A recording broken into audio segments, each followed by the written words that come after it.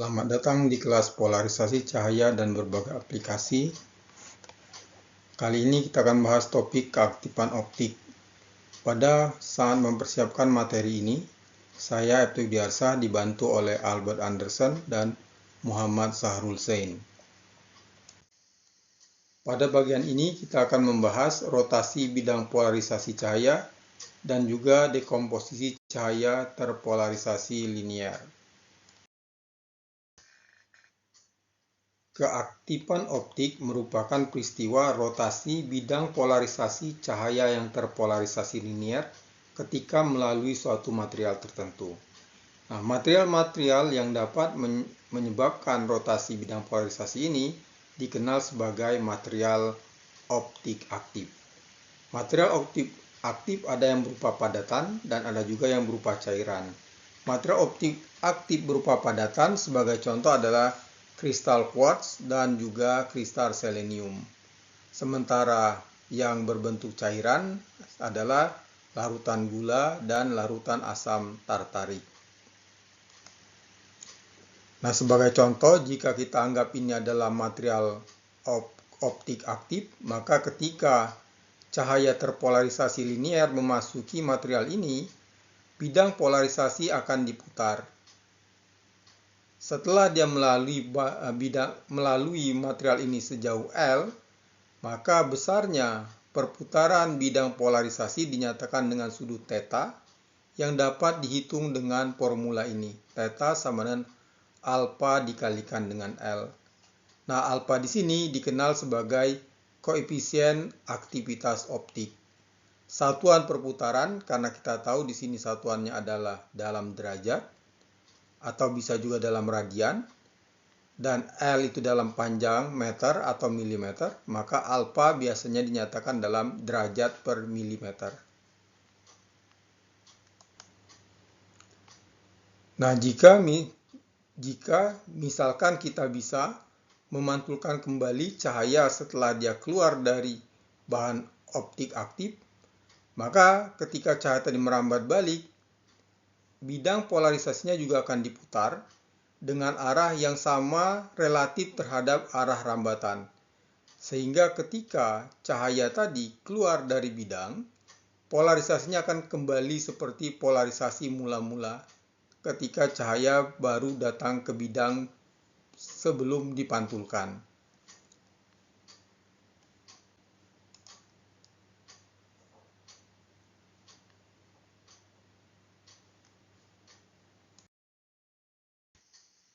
Material optik aktif dibedakan berdasarkan arah perputaran yang dialami oleh bidang polarisasi cahaya. Ada yang arah perputarannya searah dengan perputaran jarum jam, ada juga yang berlawanan arah dengan perputaran jarum jam. Misalkan kita memperhatikan cahaya keluar dari bidang layar kita. Jadi bidang layar kita, cahaya merambat dari bidang layar kita keluar. Dan kita amati bidang polarisasi cahaya tadi ketika dia terputar searah dengan perputaran jarum jam, maka material optik aktif tadi kita sebut sebagai dextro-rotatory atau right-handed. Kenapa? Karena dia memutar bidang polarisasi cahaya searah dengan perputaran jarum jam. Kalau kita melihat ke arah-arah rambat cahaya, dalam hal ini arah rambat cahayanya keluar dari bidang gambar. Nah, kalau bidang polarisasi tadi berputar berlawanan dengan arah jarum jam, seperti yang satu ini, maka kita sebut material tadi sebagai left-handed atau leporotatory. Jadi bidang polarisasinya berputar berlawanan arah dengan perputaran jarum jam. Nah, ada juga material yang dapat memiliki kedua arah perputaran ini. Material ini dikenal dengan nama ambidextrous. Sebagai contoh adalah lead germanit, yaitu Pb5, Ge3, dan O11. Nah, kemampuan bahan ini, kemampuan dia memutar ke arah kanan ataupun ke arah kiri itu tergantung dari temperatur. Molekul, bahan-bahan dengan komposisi molekul yang sama dapat memiliki keaktifan optik yang berbeda. Sebagai contoh adalah quartz dan alanin.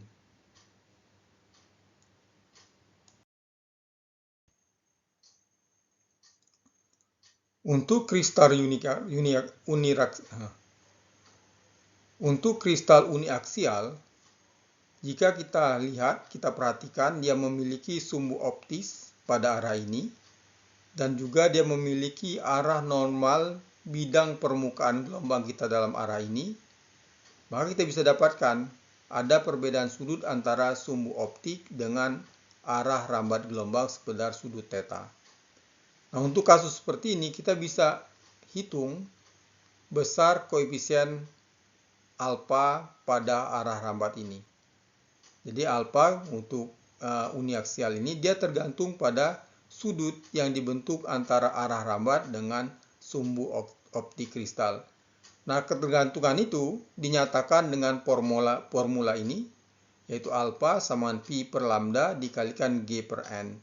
G di sini dikenal sebagai koefisien girasi yang dapat dihitung dari elemen tensor girasi dikalikan dengan arah kosinus. Elemen tensor girasi dikalikan dengan kosinus arah.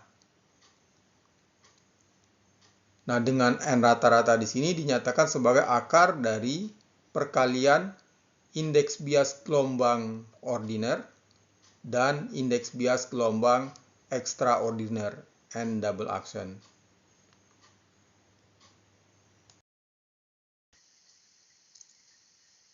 Nah, ini sebagai contoh untuk kristal D quartz dengan lambda 0,51 mikrometer. Kita bisa dapatkan inilah elemen-elemen tensor girasi yang tidak nol.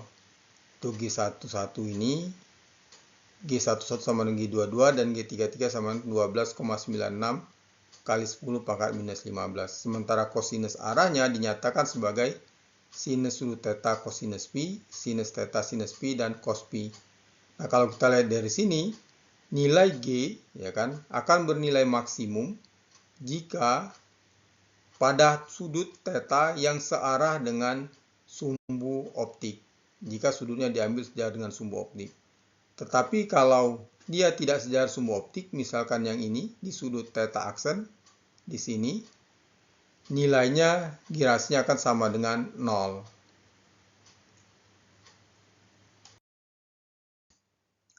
Koefisien alfa ini dia tergantung terhadap panjang gelombang. Seperti kita lihat di sini, untuk panjang gelombang 760, alfanya 12,67, dan semakin besar panjang gelombang, semakin kecil panjang gelombang, maka alfa bernilai semakin besar. Tetapi kalau kita lihat, kalau kita coba plot, ya, misalkan kita modelkan data sudut setiap titik alfa ini, kita modelkan dengan formula yang seperti ini. Bahwa alfa kita fit dia akan sebanding dengan 1 per lambda. Kenapa? Karena kan semakin pendek lambda, alfanya semakin besar. Ternyata nilai yang kita dapatkan tidak cocok. Ini dia fittingnya. Dengan fitting ini tidak cocok. Mengapa? Karena nilai N rata-rata itu juga tergantung pada panjang gelombang. Nah, cahaya terpolarisasi linear bisa didekomposisi menjadi gabungan dua cahaya yang keduanya merupakan cahaya terpolarisasi sikular tetapi berlawanan arah. Jadi ada satu yang terpolarisasi ke arah kanan dan ada satu yang terpolarisasi ke arah kiri dengan indeks bias N ke kanan sama dengan indeks bias yang terpolarisasi sikular kiri. Jadi kalau kita tuliskan beginilah medan listrik dari cahaya terpolarisasi sirkular kanan. Sementara cahaya terpolarisasi sirkular kiri seperti ini. Kalau kita lakukan penjumlahan superposisi biasa secara matematis, kita dapatkan bahwa cahaya yang akan kita dapatkan adalah cahaya terpolarisasi linear memenuhi persamaan ini. Dia terpolarisasi linear. Mengapa? Karena kalau kita lihat bahwa medan listriknya selalu mengarah ke arah sumbu sumbu Y. Jadi bisa kita simpulkan bahwa cahaya terpolarisasi linear merupakan hasil superposisi dari dua cahaya terpolarisasi sirkular yang berputar dalam arah yang berlawanan.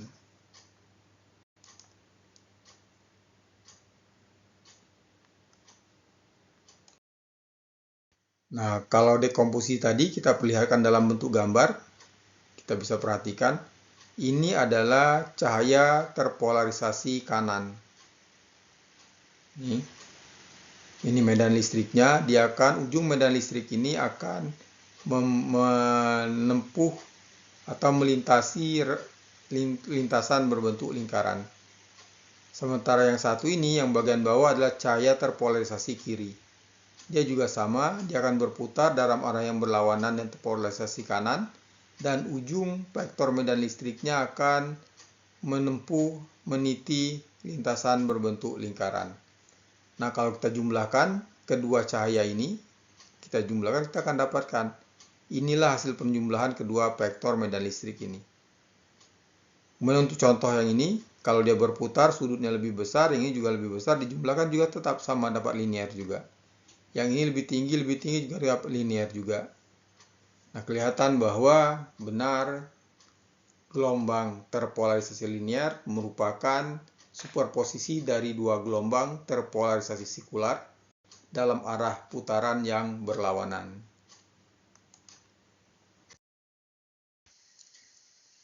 Untuk menentukan arah putar bidang polarisasi dari cahaya yang terpolarisasi linear, kita bisa gunakan konvensi sebagai berikut. Jadi kalau kita meninjau, untuk yang arah putarnya putar kanan, kalau kita meninjau ke arah cahaya datang atau cahaya datang menuju ke mata kita, maka kita dapat gunakan konvensi seperti ini. Ibu jari menunjuk ke arah datangnya cahaya, jadi berlawanan dengan arah datang cahaya, maka keempat jari yang lain itu menentukan arah putar bidang polarisasi. Ini untuk putar kanan. Sementara untuk putar kiri, ibu jari searah dengan arah datangnya cahaya. Keempat jari yang lain menunjukkan arah perputaran bidang polarisasi. Itu untuk konvensi menentukan arah putar bidang polarisasi. Sementara kalau kita ingin menentukan arah putar medan listrik pada suatu gelombang yang terpolarisasi sirkular, kita bisa gunakan konvensi berikut. Jika kita tinjau dari arah belakang cahaya, jadi kita melihat cahaya meninggalkan kita, ibu jari menunjuk ke arah searah dengan arah rambat cahaya, maka keempat jari yang lain kalau kita kepalkan akan menentukan arah rotasinya. Nah, ini dia menunjukkan bahwa rotasinya putar kanan. Jadi ibu jari searah dengan arah rambat cahaya.